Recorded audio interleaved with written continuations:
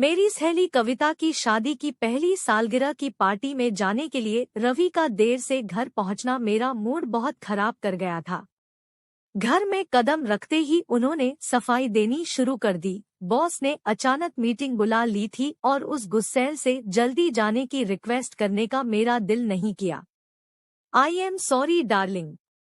मैं कुछ कह रही हूँ क्या जो माफी मांग रहे हो? मैं नाराजगी भरे अंदाज में उठकर रसोई की तरफ चल दी। उन्होंने सामने आकर मुंह को रोका और मनाने वाले लहजे में बोले, अब गुस्सा थूक कर मुस्करा भी दो स्वीट हार्ट, मैं फटाफट तैयार होता हूँ और हम 15 मिनट में निकल चलेंगे। मुंह को इतनी देर से पार्टी में नहीं जाना है। प्लीज अब मूड ठीक कर भी लो यार।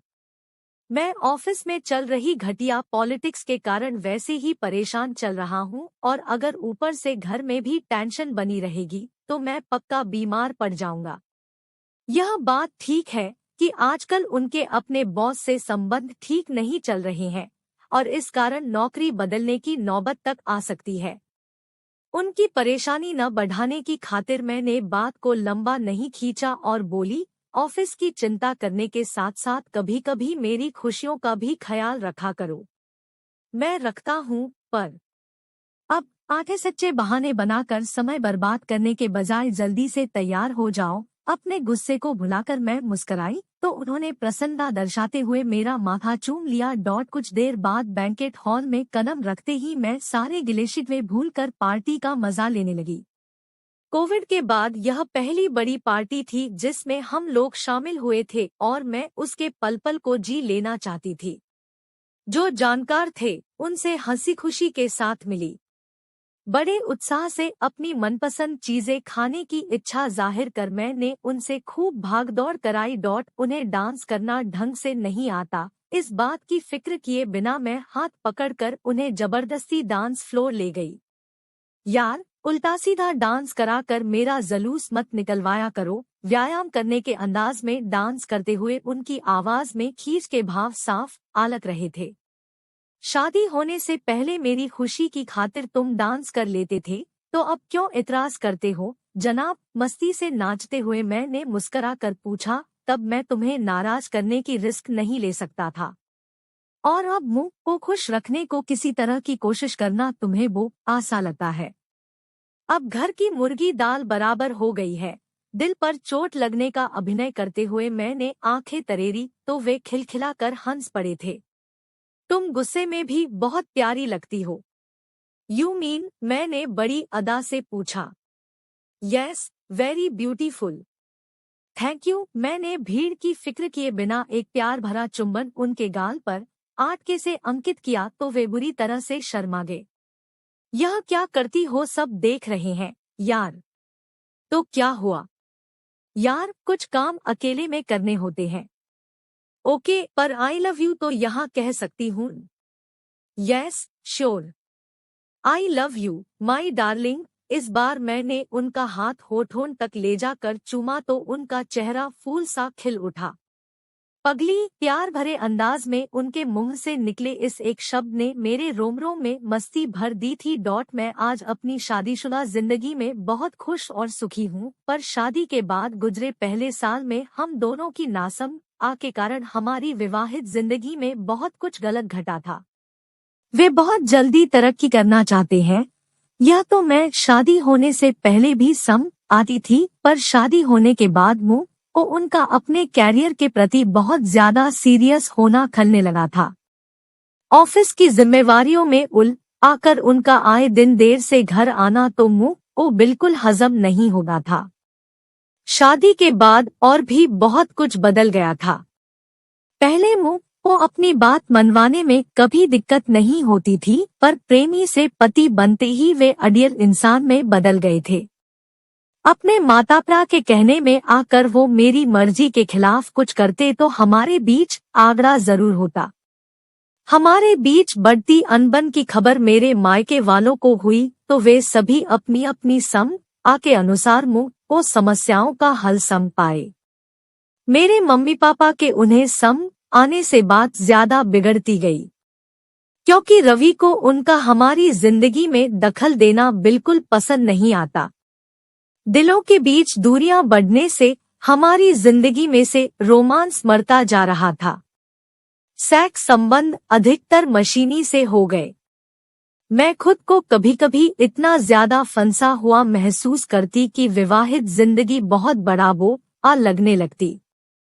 शादी को लेकर जो रंगीन सपने देखे थे, उनका टूटना मेरे मन को बहुत अखरता। उनके व्यवहार और नजरिए में आए परिवर्तन को लेकर मेरी शिकायतें रोज रोज बढ़ती जाती थी।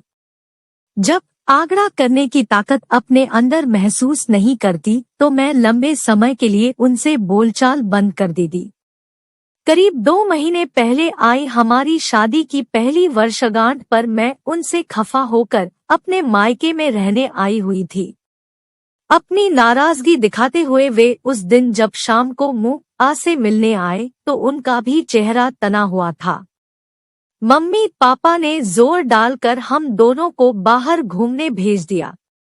इत्तेफाक से हम उसी पार्क में घूमने पहुंचे जहां करीब 1.5 साल पहले उन्होंने शादी करने का प्रस्ताव मेरे सामने रखा था। पार्क में कदम रखते ही उस खास दिन की सुखद यादें मेरे परेशान मन में एकदम से ताज़ा हो उठी थी।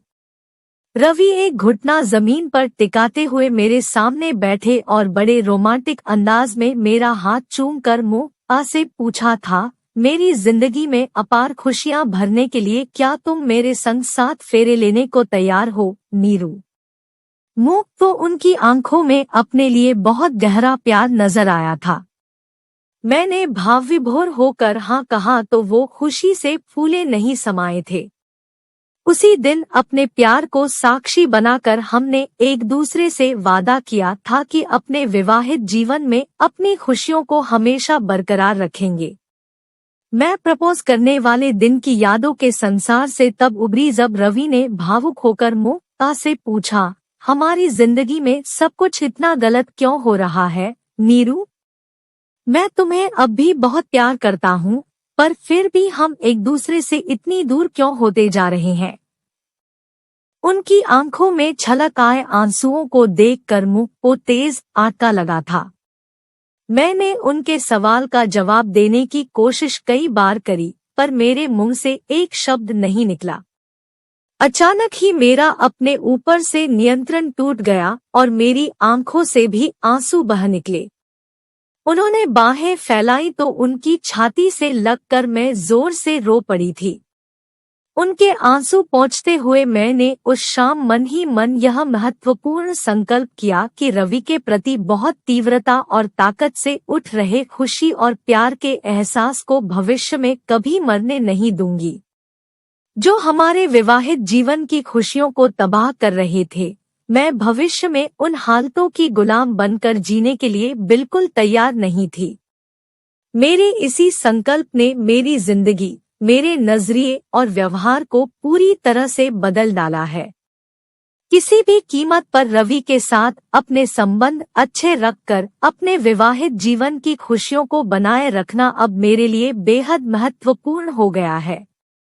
अब मुंह तो उनकी किसी बात या काम पर गुस्सा आता है तो उसे दिखाने से मैं कतई संकोच नहीं करती, पर वे मुंह को मेरे आगे पीछे घूमते हुए मनाए, ऐसी अपेक्षा अब मैं नहीं रखती। जिस इच्छा के कारण मन चोट खाकर बार बार दुखे और घर में टेंशन जन्मे, उसे मन में पालने से क्या फायदा। उल्टा अब वे अगर मुंह से किसी कारण नाराज हो जाते हैं तो जल्दी से जल्दी उचित अवसर ढूंढकर मैं उन्हें मनाने से नहीं चूकती। मुंह को उनकी नाराजगी की फिक्र नहीं, अपने हाव भाव से ऐसा दर्शाकर उनके अहम को ठेस पहुंचाने की नासम अब मैं नहीं दिखाती। शिकायतें, नाराजगी और रुठनामना तो खैर हमारी जिंदगी में हमेशा चलता ही रहेगा, पर इन सब के कारण अब मैं हमारी खुशियों को ग्रहण नहीं लगने देती हूँ। रवि के साथ बिताए पलों से निकल रहे हर खट्टे मीठे अनुभव का भरपूर आनंद लेने से मुंह को मेरी कोई अधूरी रह गई कामना या टूटी उम्मीद अब नहीं रोक पाती है। पार्टी वाली इस रंगीन रात का भरपूर फायदा उठाने के लिए हमने कविता और उसके पति से जल्दी विदा ली और घर लौट आए। रवि की आंखों में नजर आ रहे मौजमस्ती के भाव साफ कह रहे थे कि उस रात मेरे जल्दी सो जाने का कोई चांस नहीं था।